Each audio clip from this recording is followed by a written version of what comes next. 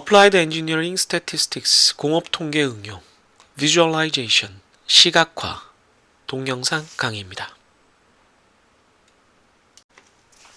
네, 새 학기가 되었고 새 학기에 제가 첫 시간에 보통 학생들한테 이제 뭐 여러 가지 필요한 정보들을 얻기 위해서 설문조사를 하죠. 설문조사를 하면서 보통 우짜를 추천받고요. 저도 늘 우짜를 이렇게 모으고 있어서 보통 중간 점검 타임에 이제 그런 우짜들을 같이 보기는 하는데, 또 학생 여러분들은 어떤 것들을 보면서 재밌었는지, 물론 이제 우짜를 보내달라고 해도 학생들 상당수의 학생들이 이제 쇼츠로 넘어가 있다는 느낌을 받습니다. 쇼츠나 릴, 뭐 페이스북에 올라오는 것도 릴이라 그러나요?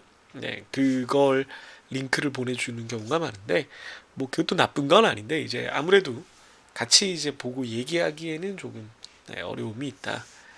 그래서 따로 요 우짤에 대한 것들을 모아서 아마 또 그 시간을 즐겁게 보내는 용도로 유튜브를 하나 만들 예정이기는 하지만, 네, 수업 전에 또 이렇게 짧게 얘기하는 시간도 가져보도록 하겠습니다.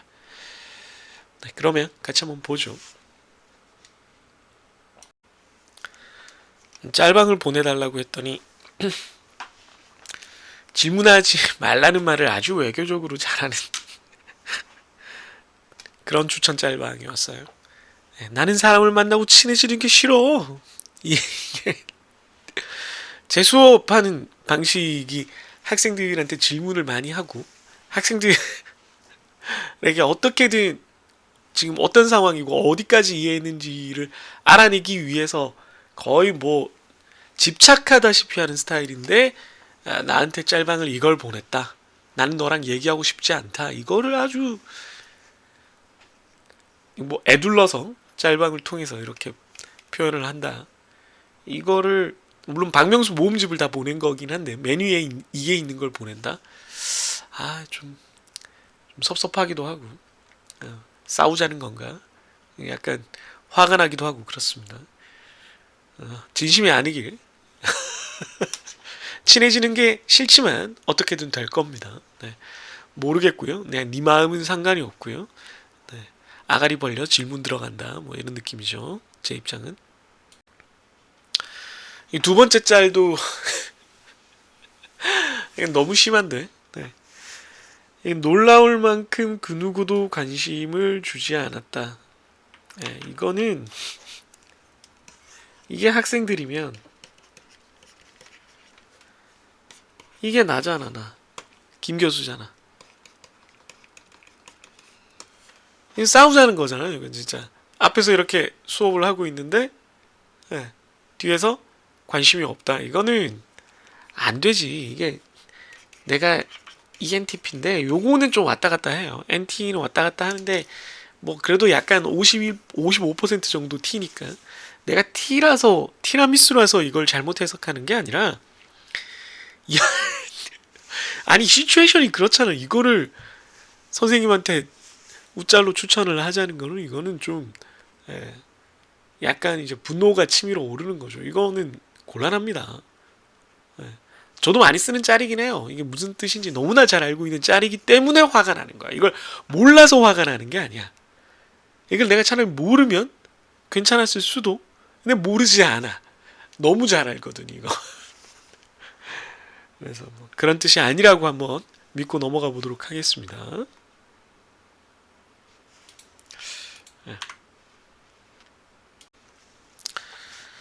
세 번째 짤도 역시 학생들이 자꾸 그냥 뭐 물론 이제 그게 소통의 기본이긴 하죠. 자기의 진심을 담아서 얘기를 하는 것, 너무 진심을 담고 있지 않나.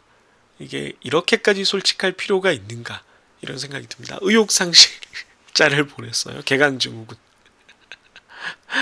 개강일이 다가올수록 정신착란, 우울증 등을 호소하며 전혀 생산성 없는 일에 매진하는 등 현실 도피적 경향을 보이는 현상. 이거는 개강증후군이라기보다는 늘 그래요. 시험 기간에도 이럴 거고. 하고 싶은 말은 여러분 혼자가 아닙니다. 이런 증후군을 겪고 있는 건 여러분뿐만이 아니고 저도 그래요. 모든 사람이 다 그렇습니다. 모든 학생들이 다 그래요. 다만 그렇다고 괜찮다는 게 아니에요. 그러면 안 됩니다. 저 개인적으로는 지금 뭐 여러 가지 일들이 겹치고 있어서 굉장히 바쁘고 힘들고 좀 버거운 하루하루를 보내고 있습니다만은 그렇다고 그게 괜찮다는 건 절대 아닙니다.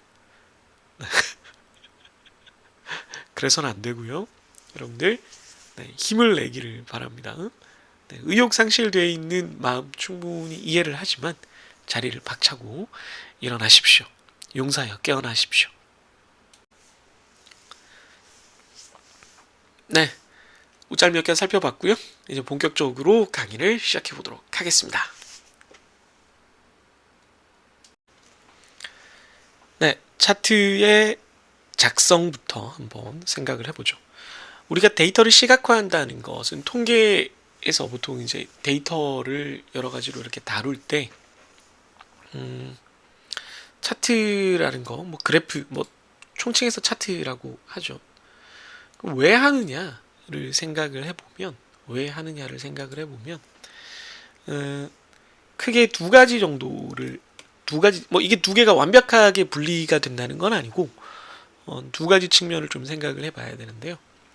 특정한 패턴이나 새로운 사실을 확인하거나 발견하고자 하는 경우, 그러니까 요거를 다른 말로 하면 이제 탐색적인 활동이라고 부를 수가 있습니다. 탐색 활동입니다. 그러니까 뭐가 있는지 몰라. 뭔가를 발견하고 싶어. 어떤지 한번 보자. 이런 느낌의 접근이죠. 그래서 온도와 불량률의 관계를 한번 보자. 고객 대기 시간의 분포를 한번 보자. 특정 브랜드의 재구매 비율을 한번 보자. 이런 것들을 보면서 내가 몰랐던 것을 알게 되거나 혹은 이런 것들을 내가 좀 더 살펴봐야 되겠다라는 발견, 새로운 생각을 하게 되는 거죠. 그러니까 아직은 내가 이 데이터에 대해서 어떤 의견을 갖고 있지 않거나 의견을 갖고 있는데 짐작만 하고 있는 단계를 얘기를 합니다. 또 하나의 목적은 반대쪽인데요. 알고 있는 사실이나 정보를 좀 더 명확하게 전달하고자 하는 경우가 있습니다. 그러니까 뭘 이미 알고 있어요. 자료를 수집하고 분석해서 무언가를 가지고 있는데 이미 정리는 다 돼 있고 그거를 좀 전달하는 게 목적이 되는 경우입니다. 전달하는 것이 목적이 된다는 거는 내가 주장하고자 하는 바가 정해져 있는 겁니다. 내 의견, 내 의도가 있는 겁니다. 그래서 뭐 위와 아래가 똑같은 얘기더라도 온도와 불량률의 관계를 가지고 아래쪽 의도로 쓸 수도 있어요. 이게 이쪽으로 온다는 게 불가능하다는 게 아니고요. 제가 그냥 어떤 상황을 들어서 설명을 한 겁니다. 연도별 판매량 변화를 보면서 이게 우리가 좀 감소하고 있다. 위기다. 이런 얘기를 하기 위해서 어떤 차트를 그릴 수가 있는 거죠. 지역별 녹지 비율을 비교하면서 우리 지역의 녹지가 이렇게 비율이 높다. 그래서 우리 동네가 살기 좋은 동네다. 대전 짱짱 뭐 이런 식으로 얘기를 하기 위해서 그래프를 그리는 거죠. 쇼핑 플랫폼 시장 점유율을 그려서 쿠팡이 압도적인 시장 선도자다. 시장의 지금 가장 큰 빅플레이어다. 라는 것을 그래프를 통해서 시각적으로 딱 보여주는 거죠. 이 경우는 이제 100마디 말보다 하나의 어떤 시각적인 그림이 더 낫기 때문에, 더 유리하기 때문에 이렇게 한다라고 생각을 하면 되겠습니다. 그래서 그런 경우에는 우리가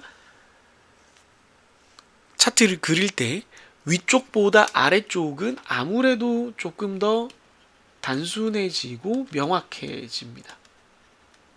네. 그리고 좀 더 우리가 흔히 말하는 인포그래픽에 가까워집니다. 인포그래픽은 나중에 또 뭐 얘기할 기회가 있겠지만 아예 그림을 그리는 수준이 돼요. 우리가 그냥 단순히 그래프를 그린다기보다는. 그러나 아까도 말했지만 이 두 가지가 완벽히 분리되는 것도 아니고 어떤 것이 이 두 가지의 목적에 다 적용되어서 쓰일 수도 있기 때문에 우리가 차트 작성을 할 때 이 두 가지를 다 염두에 두고 할 필요가 있습니다. 위쪽인 경우에는 좀 더 차트 안에 정보가 많아져요. 왜냐면 내가 뭘 봐야 될지 아직 모르기 때문에. 아래쪽 차트들은 차트가 있으면 여기를 봐! 이렇게 딱 표시가 됩니다. 위쪽 차트는 차트가 있으면 이렇게 돼서 보다 보니까 이렇게 생겼구나. 이렇게 되는 겁니다. 물론 위에 걸 그려놓고 저처럼 이렇게 빨간색 이게 넘어졌어요. 타블렛이. 그려놓고 위에처럼 이렇게 할 수도 있어요. 그렇기 때문에 위와 아래가 완전히 분리되지 않는다고 제가 계속 말씀드리는 거고요. 예, 이걸 좀 고정해 가면서 떠들겠습니다. 이게 지난번부터 좀 불안하긴 했어요, 사실.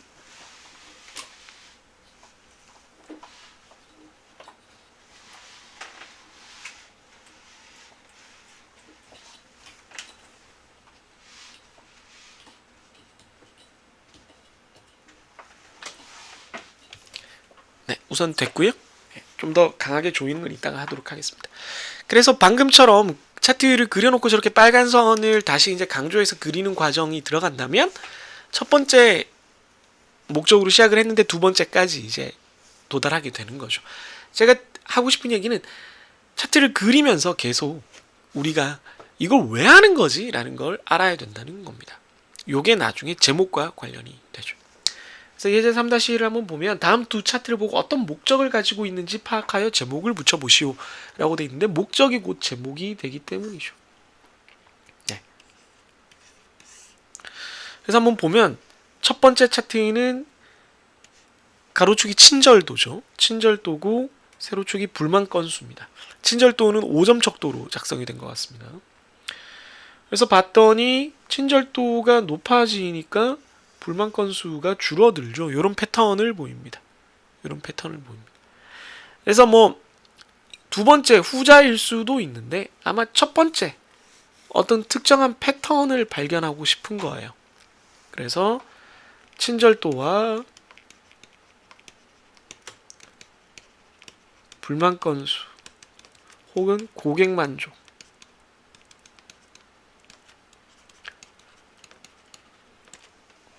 친절도와 불만 건수 혹은 친절도와 고객 만족의 관계 혹은 친절도에 따른 불만 건수 뭐 이렇게 직역을 해도 되지만 그냥 뭐 스트레이트포워드하게 그냥 솔직 담백하게 그렇게 해도 되지만 이렇게 표현을 하는 것이 좀 더 좋겠죠. 두 번째 거는 근데 요거 두 번째 것도 그 어떤 패턴을 찾으려는 거긴 한데요. 제공량 빼기 정량, 그러니까 추가적으로 어떤 양을 더 제공을 하려는 건데 정량 기준보다 더 많이 제공한다라고 했을 때 0 이상이면 추가 제공이 되는 거고 이건 부족이 되는 거죠. 그랬을 때 그 추가 제공되는 부분과 부족한 부분에 따라서 고객 불만 건수가 달라지냐면 그렇지도 않아요. 그렇지도 않고 이상한 데이터가 하나 존재를 합니다. 그러니까 넉넉하게 줬는데도 불만이 존재한다. 이 두 개는 관계가 없다라는 겁니다. 그래서 이것도 역시 첫 번째 어떤 사실을 발견하려는 겁니다. 그래서 양과 고객 만족 혹은 불만족의 관계를 살펴보려는 거예요. 그게 목적입니다. 왼쪽 오른쪽 다 그런 목적이 있는데 다만 왼쪽은 아까도 얘기를 했지만 만약에 왼쪽 같은 그래프를 그리면서 색깔을 좀 다르게 해야 잘 보일 텐데 이제 이렇게 봤더니 우리가 이런 패턴을 이제 발견을 했다. 그래서 이런 패턴을 이렇게 강조를 해서 그리고 여기다가 제목에 적든 아니면 본문에 적든 친절도가 올라가면 불만이 줄어든다 라고 이렇게 넣으면 이제 두 번째 거가 되는 거죠. 이런 의도가 이제 덧붙여지는 거죠. 그래서 아까도 말했지만 이 두 가지가 완벽히 분리되는 것은 아니지만 뭘 찾아야 될지 모르고 그릴 때는 첫 번째 것이었더라도 이제 뭐를 전달해야 될지 알게 되면 그것을 좀 더 명확하게 표현하는 과정이 필요하게 되고 그것이 도움이 되고 그것이 두 번째 단계가 된다는 거죠. 명확히 전달하는 쪽이 됩니다. 이 두 번째 단계, 명확히 전달하는 쪽은 항상 우리가 염두에 두고 있어야 돼요. 아마 이번 시각화 단원에서 통계에 관련된 시각화 툴들을, 그러니까 차트들을 간단하게 리뷰를 하겠지만 이 두 번째 관점을 제가 항상 염두에 두고 얘기를 하게 될 겁니다. 차트의 작성 계속 보고 있는데요. 차트 작성 주의사항 몇 가지를 얘기를 해보도록 하겠습니다. 앞에서 이제 목적을 얘기를 했으니까 당연히 이제 가장 중요한 문제는 목적을 생각을 하는 거겠죠. 목적에 알맞은 차트를 선택하는 것이 중요합니다. 목적에 알맞은 차트에 대해서 제가 준비해 놓은 게 있으니까 같이 잠깐 보자면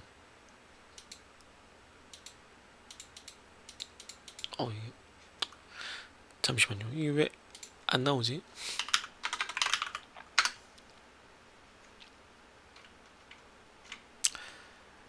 네,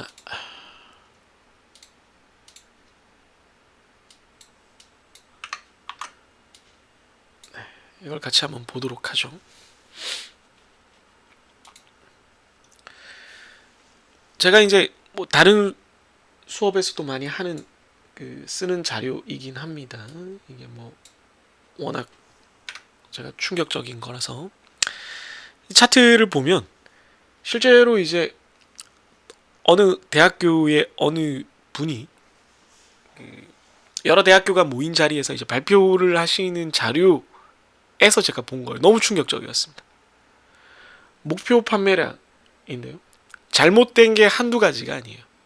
잘못된 게 한두 가지가 아닌데 일단 제일 충격적인 건 이걸 괜찮다고 생각했으니까 이제 냈을 거 아닙니까? 그러면 이제 답이 없는 거죠. 이게 괜찮다고 생각한 순간 이미 이제 우린 대화를 할 수가 없는 거예요. 가장 근본적인 문제는 이걸 파이 차트를 해서는 안 되고 막대 차트를 해야 된다는 겁니다. 크기를 비교하는 건 막대 차트예요. 잠시 후에 다시 얘기를 하겠지만. 그리고 뭐 가로가 됐든 세로가 됐든 상관은 없습니다. 근데 이제 뭔가 기분이 좋아지는 위쪽으로 가는 것이 이제 좋다 나쁘다가 확실히 있다면 뭐 위아래로 표현을 하는 것도 좋고요. 그게 아니라 이제 지면상 좌우로 좀 긴 지면이라면 이렇게 좌우로 표현을 하는 것도 괜찮겠습니다. 게다가 아까 차트의 목적에서 특히나 두 번째 단계, 보통 이제 발표를 한다는 건 내가 뭔가를 전달하고 싶은 게 확실히 있다는 게 결정이 된 경우잖아요. 그럼 내가 전달하고 싶은 것만 잘 보이게 해야 돼요.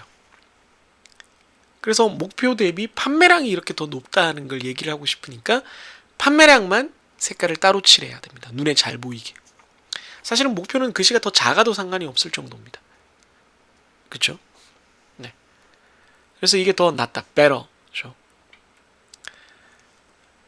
만약에 이걸 더 멋있게 하겠다면 더 좋은 방법으로는 어떻게 표현할 거냐? 목표는 기준선 같은 거니까 그걸 통과만 하면 되는 거거든요. 그게 어떤 막대의 크기가 될 필요는 없어요. 물론 돼도 되는데 앞에 better 인 페이지가 나쁘다는 게 아니라 이거 뭐 나쁜 거 없어요. 괜찮은데 이게 훨씬 더 좋다. 이 정도면 nice라고 부를 수 있을 정도라는 거죠. nice입니다, 진짜. 목표를 그어놓고 우리 그래프가 그걸 통과해서 올라갔다, 꿰뚫었다, 돌파했다라는 걸 보여준다면 네, 그 이상 좋은 건 없는 것 같습니다. 만약에 파이 차트를 꼭 쓰고 싶으셨다면 비율에 관한 것이었어야 됩니다. 비율에 관한 것을 그릴 때는 우리가 파이 차트를 쓸 수가 있고요. 파이 차트는 12시를 기준으로 시계 방향으로, 시계처럼 생각하면 돼요. 12시부터 시계 방향으로 큰 것 혹은 내가 강조하고 싶은 것을 먼저 표현을 하면 됩니다. 그쪽에 오른쪽 위쪽이 시선이 가는 곳이라서 그렇습니다. 파이 차트를 정 쓰려거든 절대 해서는 안 되는 일이 있는데 바로 파이 차트를 눕히거나 쪼개는 겁니다. 비율을 나타내는 차트인데 이렇게 해버리면 비율이 시각적으로 보이지가 않습니다. 제대로 보이지가 않아요. 우리가 원했던 이게 짜장면이 이 정도구나 라는 게 눈에 드러나지가 않습니다. 파이 차트는 가능하면 적게 쓰는 게 좋고, 정 쓰고 싶다면 도넛 차트를 쓰는 게 가시적으로나 비율을 판단하기 위해서 훨씬 더 나은 선택이 됩니다. 여기다 번호 넣으면 안 되고요. 아무튼 이게 제가 많은 발표들에서 그 얘기를 했던 차트에 관한 이야기입니다. 그러니까 차트 선택, 적절한 차트를 선택하는 게 가장 중요한 첫 단계가 됩니다. 그 다음에 이제 각 축에 가로축, 세로축 혹은 축이 여러 개가 있다면 각 축의 설명과 단위를 명확히 표시를 해야 됩니다. 뭐 표면 온도가 도씨 단위다. 판매량은 만개 단위다. 생성 부산물은 부피가 뭐 미터 세제곱 단위다. 이런 식으로 명확하게 표현을 해줘야 됩니다. 또 하나는 아까도 얘기했지만 전달되는 것이 중요하기 때문에 한 차트의 주제는 하나 정도 있어야 되고요. 지나치게 많은 정보가 들어가서는 안 됩니다. 정보의 양은 줄여줘야 됩니다. 아니면 아까 얘기했던 대로 명확한 강조점이 있어야 될 거고요. 색상 및 패턴으로 여러 개의 계열이 존재하는 경우에는 구별이 돼서 그거에 대한 법례가 제공이 돼야 됩니다. 법례라는 건 왜 아까 목표량과 실제 그 달성치처럼 이렇게 두 가지가 있을 때 이제 색깔을 표시해서 파란색은 뭐고 이렇게 표시하는 거, 그걸 법례, 레전드라고 불러요. 그다음 마지막 주의사항으로는 가독성을 위해서 구성 요소의 배치 및 조정이 필요합니다. 눈금선을 너무 많이 넣으면 눈금선이 없는 것보다도 안 보여요. 만약에 그리드 형태로 눈금선을 표현하고 싶다면 그리드는 개수가 제한돼야 됩니다. 자료의 간격 역시 어느 정도 일정해야 됩니다. 막대 그래프인 경우 막대를 꽉 차게 그려버리면 막대끼리 구별이 잘 안 됩니다. 길이를 봐야 되는데 뚱뚱해지면 이 길이의 감각이 살아나지 않습니다. 막대 그래프는 간격이 어느 정도 확보가 돼야 됩니다. 특히 글씨도 충분히 커야 됩니다. 글씨가 보여야 됩니다. 그 다음에 법례 위치는 가능하면 아래쪽보다는 위쪽이 좋습니다. 왜냐하면 사람들은 위에서 아래로 보기 때문에 뭐 아래로 하는 게 나쁘다까지는 한데 위쪽이 더 좋고요. 좌와 우는 추천하지 않습니다. 공간을 너무 많이 잡아먹어요. 범례가 너무 많아서 가득 채우는 경우에는 왼쪽이나 오른쪽도 괜찮지만 가능하면 위쪽이나 아래쪽에 범례를 표현하는 것이 좋겠습니다. 3D 패턴, 그라데이션 가능하면 사용하지 않는 것이 좋습니다. 그래서 여기까지 주의사항을 듣고 오른쪽 차트의 문제점을 보고 좀 수정을 하자면 뭐 많은데 이것도 뭐 사람마다 다를 거고요. 일단 첫 번째, gold price per ounce in the US dollar. 그러니까 온스당 금 가격을 이제 미국 달러로 표시를 한 거고요. 여기 보면 축의 간격이 너무 많아요. 이거 뭐 그렇다고 해서 이거 보면서 값을 찾아낼 것도 아닌데 어떤 정보를 주는 것도 아니고 이게 막 삐뚤빼뚤하고 이렇게 될 이유가 없습니다. 다 날리고 100단위로만 몇 개를 나타내면 됩니다. 네. 여기 눈금이 또 너무 많죠. 사용하지도 않는 보조 눈금도 있습니다. 이것도 날려야 되고요.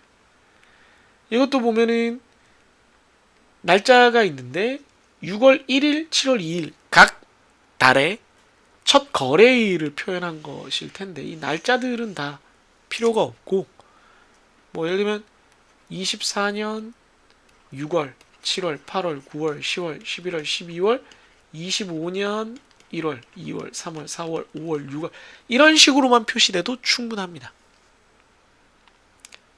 그래서 격자선도 몇 개 안 남아야 됩니다. 그러면은 뭐 이 정도가 되겠죠. 이것도 한 2달에 하나 정도만 그어도 됩니다. 그리고 선은 지금 여기서 핵심적인 건 이 선이잖아요. 그럼 선은 회색으로 해서 훨씬 잘 보이게 좀 그려줘야 되겠죠. 전체적인 흐름 패턴만 보여줄 거고 다른 계열이 없어서 다른 데이터가 없어서 얘랑 겹쳐서 구별해야 될 필요성이 없다면 굵고 진한 색으로 명확하게 보여주는 게 좋습니다. 그리고 만약에 특정 사건을 내가 강조하고 싶다 그러면 이렇게 강조를 해주는 게 좋겠습니다. 아니면 전 최고점이 어느 정도인지를 표시해 주거나 이 정도 강조점을 주고 끝내는 게 좋겠습니다. 아래쪽 그래프를 또 같이 한번 볼까요? 아래쪽 그래프 같은 경우에도 뭐 얘기할 게 많은데 페이스북 인코퍼레이션, 페이스북 회사의 컴퍼니 밸류에이션, 회사 가치입니다. 회사 가치인데 이거 시간에 따라서 변화한 거거든요. 일단 가로축도 엉망이에요. 글씨 크기도 좀 커야 되고요. 네, 폰트도 좀 키워야 되고요. 이것도 뭐 어떤 달은 2번씩 적혀 있고 어떤 달은 막 3개씩 적혀 있고 막 이렇습니다. 이거는 하나로 합쳐야 될 거고요. 예, 같은 달은 하나로 합쳐서 평균으로 만들던지 해야 될 거고 그래프는 꺾은 선 그래프를 그리는 게 좋겠습니다. 그리고 여기 간격도 소수점 아래쪽이 필요 없는데 굳이 그려놨고요. 이거 다 지워야 될 것 같고요. 이것도 역시 10단이면 충분합니다. 60, 70, 80, 90이면 충분하고 금가격 같은 경우에 지금 너무 커서 변화를 보기 위해서 어쩔 수 없다라고는 하지만 이 페이스북의 기업 가치를 기준으로 보고 싶다면 이게 여기 X축이 Y축의 0값의 기준이 되는 게 좋습니다. 그래야 이제 크기를 정확히 알 수 있어요. 이러면 마치 여기서 지금 여기서 여기까지 한 서너 배가 커진 것 같은 착각을 줍니다. 그렇진 않거든요. 위에 금 가격도 좀 그런 착각을 줄 수 있는데 뭐 이건 천 몇백이 너무 크기 때문에 그렇다라고 치면은 이 두 번째 그래프는 좀 주식 가격을 기반으로 한 이 기업의 총 가치를 산정하는 것이기 때문에 좀 더 명확하게 가로축 기준선을 만들어주는 것이 좋겠다라는 의견을 내고 싶습니다. 네, 차트의 종류를 같이 한번 보도록 하죠. 차트의 대표적인 종류 몇 개만 언급을 간단히 하겠습니다. 자, 이쪽으로 내려가야 되겠네요. 제일 먼저 이제 크기와 관련된 주로 이제 크기를 보는 걸 그 주 목적으로 하는 차트들입니다. 막대 차트, 바 차트 혹은 뭐 바 플롯이라고 부르는 막대 차트입니다. 주된 목적은 크기 그리고 그 크기를 비교하는 것이 되겠습니다. 그래서 서로 다른 범주의 값을 비교할 때 주로 막대 차트를 씁니다. 범주의 값. 네. 그러니까 여기 보라색으로 보이나? 그냥 겹친 거죠. 여기가 가로축이 숫자가 아니고 범주 이렇게 지역이라든가 뭐 성별이라든가 뭐 학교라든가 뭐 이런 것들로 국가라든가 혈액형이라든가 MBTI라든가 이렇게 범주로 나뉘는 것들을 비교하려고 할 때는 주로 이제 바 차트를 많이 쓰죠. 주의사항이 있다면 아까도 말했지만 가로로 그릴 거냐? 네. 이렇게 가로로도 그릴 수 있거든요. 네. 가로로 그리는 게 더 잘 보이는 경우도 많습니다. 그래서 가로로 그릴 거냐 세로로 그릴 거냐가 있고요. 그 다음에 묶음막대형도 있습니다. 그러니까 출산율은 이건데 뭐 예를 들면 옆에 사망률도 같은 지역마다 뭐 이렇게 그리겠다. 네. 뭐 예를 들면 이건 임의로 그린 겁니다. 이렇게 그렸을 때는 이렇게 그려놓고 위에다가 범례를 만들어야 되겠죠. 이건 출산율, 요건 사망률, 이렇게 범례를 만들어 놓으면 됩니다. 네. 그래서 묶음막대를 그릴 때는 묶여져 있는 것들이 요거 두 개가 묶여서 같은 지역에 해당한다. 그리고 옆에 지역이랑은 좀 떨어져 있게끔 해준다라는 거고요.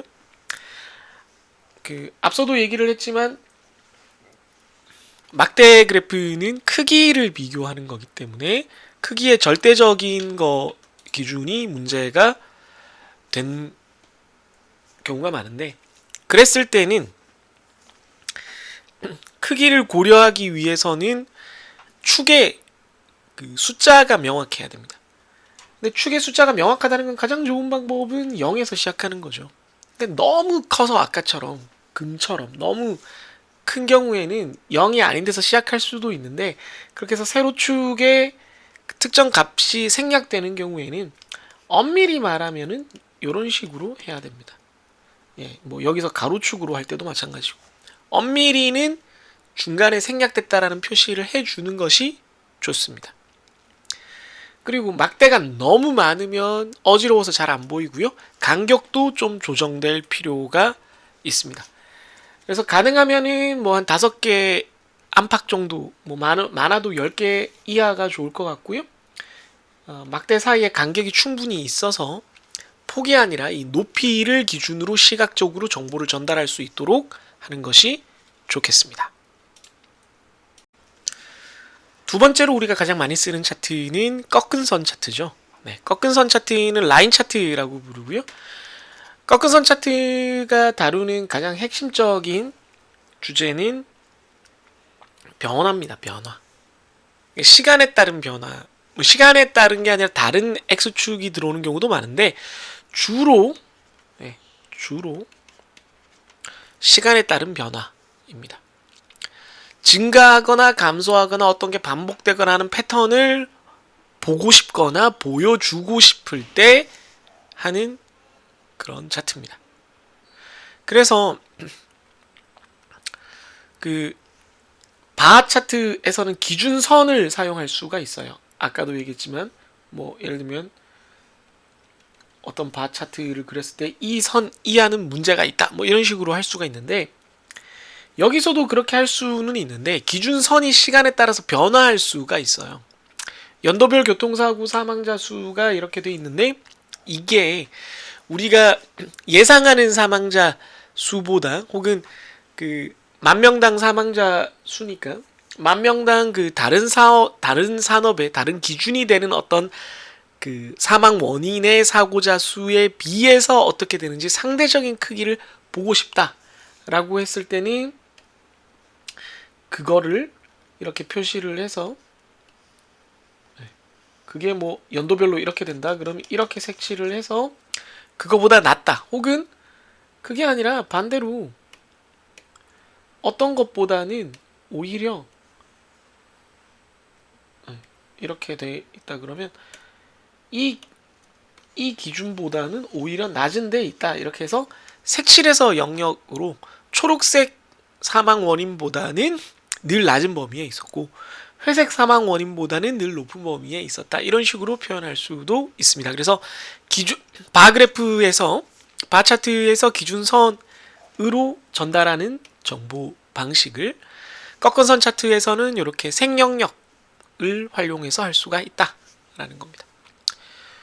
주의사항으로는 이렇게 지금 표현이 되어 있을 때, 다시 좀 지우면요, 요 점을 잘 보면 점이 있고 이렇게 돼 있어요. 이게 꺾은 선 차트니까 선을 굵게 그리려고 노력하는 경우가 있습니다.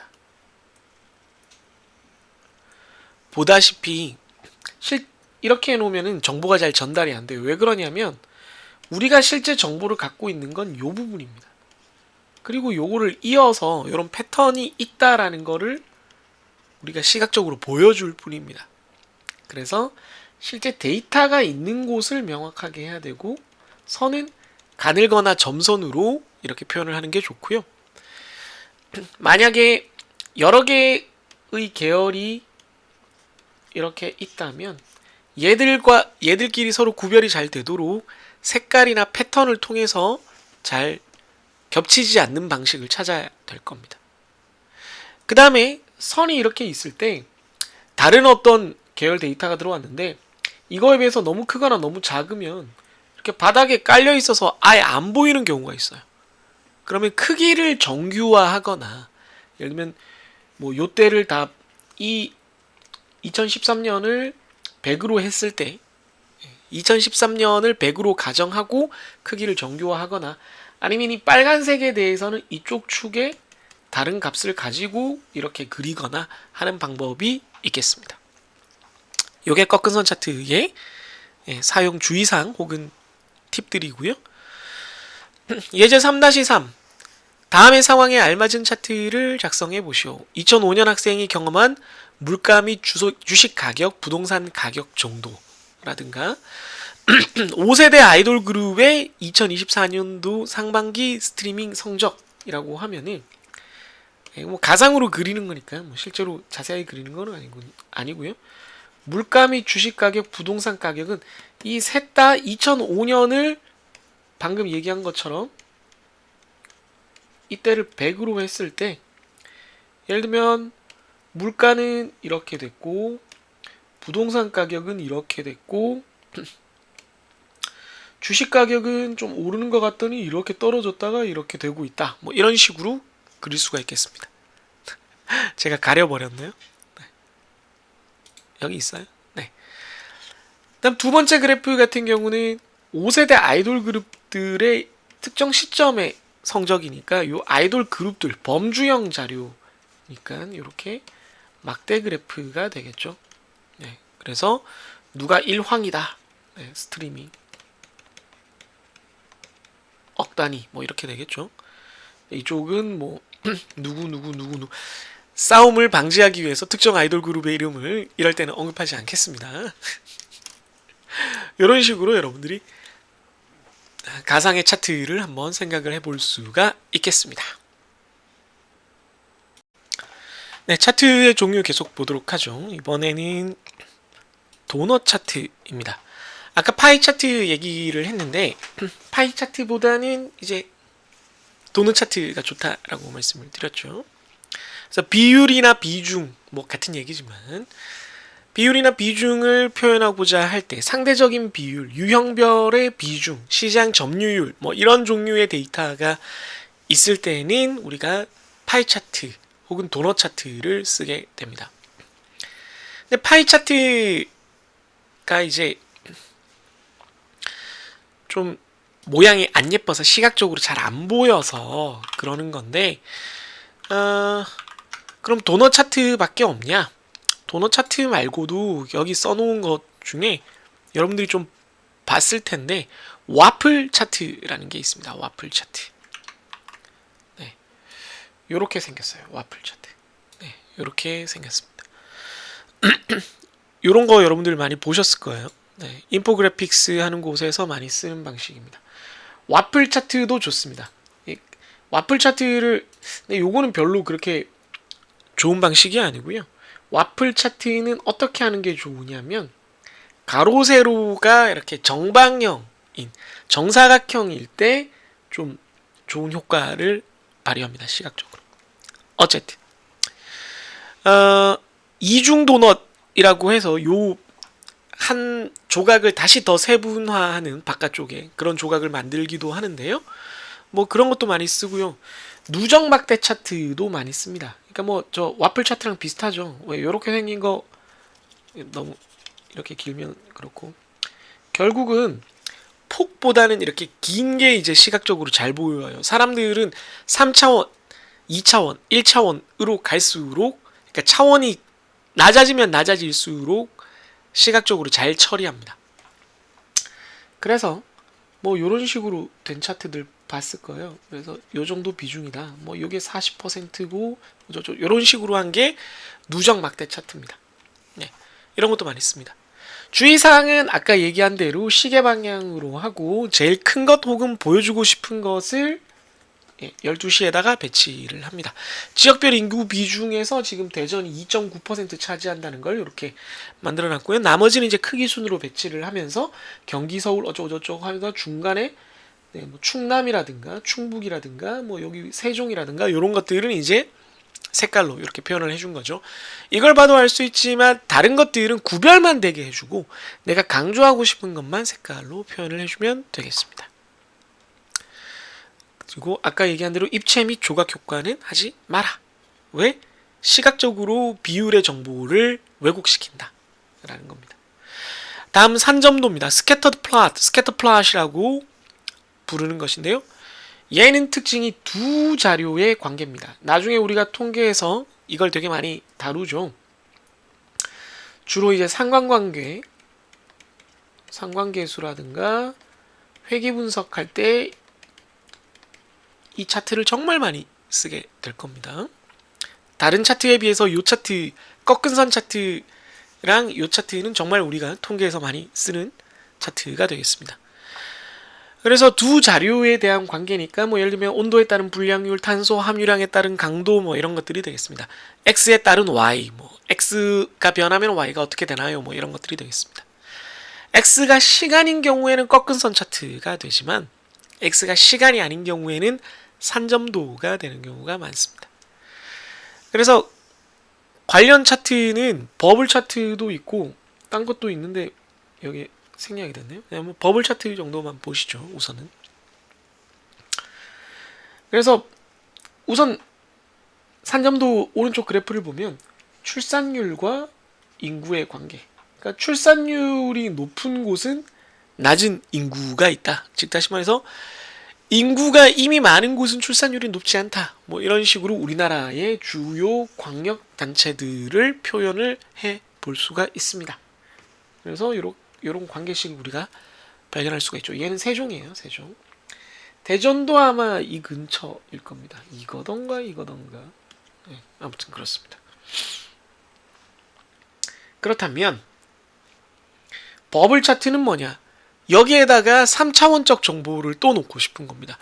이미 각 도시에 대해서 출산율과 인구는 표현을 했는데 말고 뭐 예를 들면 평균 소득이라든가 이런 걸 표현하고 싶다. 그랬을 때는 요 점들의 크기를 다르게 하는 방법이 있어요. 예, 뭐 예를 들어 이게 울산이려나?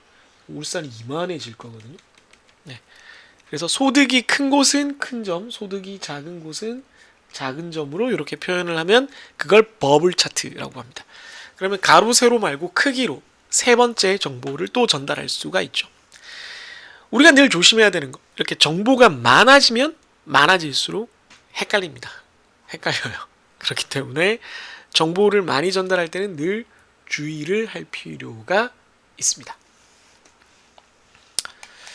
다음의 상황에 알맞은 차트, 기타 유용한 차트라고 했을 때 레이더, 스파이더 차트가 있습니다. 요거는 이제 남학생들 같은 경우는 게임 같은 걸 하면 많이 볼 수가 있어요. 뭐 이렇게 뭐 오각형 혹은 육각형이 맞나요? FM이 육각형이던가? 이렇게 능력치가 6가지 있어. 그래서 각각에 대해서 능력치를 이렇게 찍어서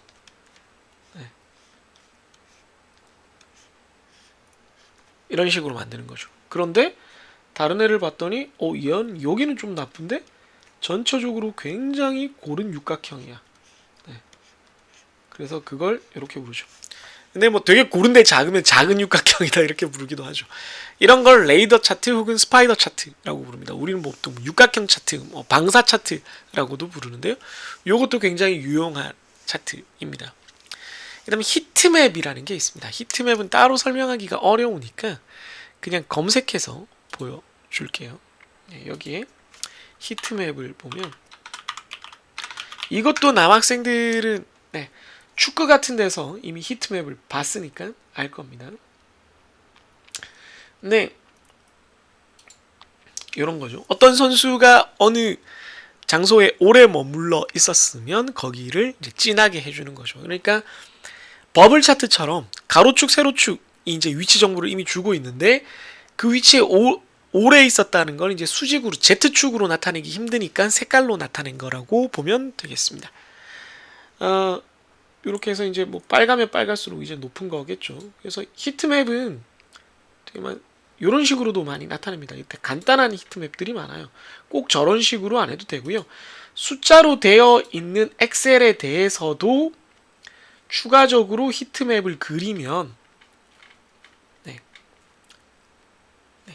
이런 식으로 그리면 숫자를 더 시각적으로 볼 수 있는 장점이 있습니다. 그냥 숫자만 있으면 이게 뭐야? 라고 하는데 히트맵을 그리면 여기에 2 넘는 애들이 요런데 흩어져 있구나를 쉽게 발견할 수 있고 이걸 패턴화 하기도 더 좋습니다.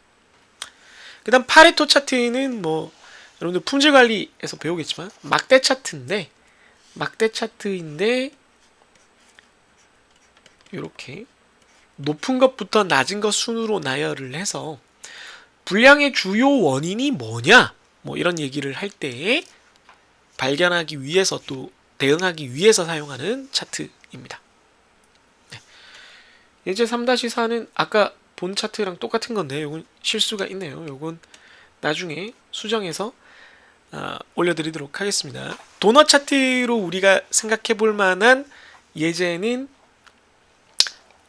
뭐 이런 거죠. 그 토크쇼에서 네. 그 나는 솔로에서 이번에 나는 솔로에서 나는 솔로 지금 몇 기좀 모르겠습니다. 22기에서 예를 들어 각 출연자 화면 등장 시간 비율 이런 것이 바로 도넛 차트에 해당하는 대표적인 예가 되겠죠. 네. 이런 것이 대표적인 예가 될 수가 있습니다. 말고 이제 그 산점도 같은 경우는 앞서서도 얘기를 했지만 네, 이거 다 수정을 해야 되고요. 뭐 계속 얘기 나오는 것처럼 온도에 따른 불량률이 있겠죠. 온도와 작업 불량률. 그런데 또 하나 더 그릴 수도 있어요. 습도와 작업 불량률. 그래서 살펴보면 아마도 습도가 더 작업 불량에 영향을 많이 미친다는 것도 발견할 수가 있을 겁니다. 보통 일반적으로 그래요. 그래서 두 가지 그래프를 그려보고 이제 담당자가 깨닫는 거죠. 아, 이게 더운 것도 문제인데 습해지면 진짜 큰일 나는구나. 이게 작업자도 기계도 불량을 많이 일으키는구나 라는 걸 발견할 수가 있게 됩니다.